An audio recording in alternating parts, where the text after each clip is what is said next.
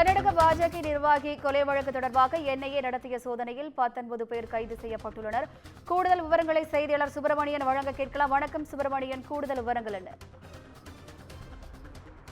கடந்த 2022ஆம் ஆண்டு கர்நாடக மாநிலம் பெல்லாரே கிராமத்தில் பாஜக பிரமுகர் பிரவீன் நெட்டாரு படுகொலை செய்யப்பட்டார். தடை செய்யப்பட்ட பாப்புலர் ஃப்ரண்ட் ஆஃப் இந்தியா அமைப்பினர் பாஜக பிரமுகரை கொலை செய்திருப்பதாக என்ஐஏ விசாரணையில் தெரிய வந்திருந்தது. இதன் தொடர்ச்சியாக ஏற்கனவே என்ஐஏ அதிகாரிகள் இந்த கொலை வழக்கு தொடர்பாக 19 பேரை கைது செய்து சிறையில் அடைத்திருக்கிறார்கள்.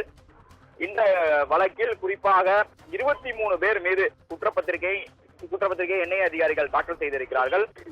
அதன் தொடர்ச்சியாக 7 பேர் இந்த வழக்கில் தலைமறைவாக இருக்கிறார்கள். அவர்களை கண்டுபிடிக்கக்கூடிய முயற்சியில் என்ஐஏ அதிகாரிகள் பல்வேறு கட்ட விசாரணை நடத்தி கொண்டிருக்கிறார்கள். ஆனால் அந்த 7 பேருடைய விவரங்கள் இதுவரை என்ஐஏவால் கண்டுபிடிக்க முடியவில்லை. இந்த நிலையில் அவர்களுக்கு ஜாமீனில் வெளியே வர முடியாத பிடிவாரண்டுகளும் பிறப்பிக்கப்பட்டிருக்கிறது. அவர்கள் பற்றிய விவரங்கள் தெரிந்தால் தக்க சன்மானம் வழங்கப்படும் என்று என்ஐஏ அதிகாரிகள் தரப்பில் தெரிவிக்கப்பட்டிருக்கிறது. இந்த நிலையில்தான் இன்று கர்நாடகா மற்றும் தமிழகத்தில் என்ஐஏ அதிகாரிகள் அதிரடி சோதனை ஒன்றை மேற்கொண்டிருக்கிறார்கள். 10 இடங்களில் இந்த சோதனை என்பது நடத்தப்பட்டிருக்கிறது. சென்னையில் திருவொற்றியூர், அதே போல பழைய வண்ணாரப்பேட்டை இந்த பகுதிகளில் இந்த சோதனை என்பது நடத்தப்பட்டிருந்தது. இந்த சோதனையில் ஏராளமான டிஜிட்டல் சாதனங்கள் தொடர்பான ஆவணங்களும் குற்றச்சாட்டு தொடர்பான ஆவணங்களும் கைப்பற்றப்பட்டிருப்பதாக என்ஐஏ அதிகாரிகள் தரப்பில் தெரிவிக்கப்பட்டிருக்கிறது, அதிகாரப்பூர்வமாக தெரிவிக்கப்பட்டிருக்கிறது.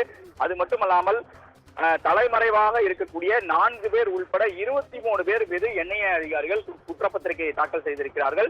தலைமறைவாக இருக்கக்கூடிய 7 பேர் குறித்த விவரங்கள் அறிந்து கொள்வதற்காக அவர்கள் குறித்த விவரங்கள் தெரிவிப்பதற்கு தக்க சன்மானம் வழங்கப்படும் என்றும் என்ஐஏ அதிகாரிகள் தரப்பில் அதிகாரப்பூர்வமாக அறிவிக்கப்பட்டிருக்கிறது.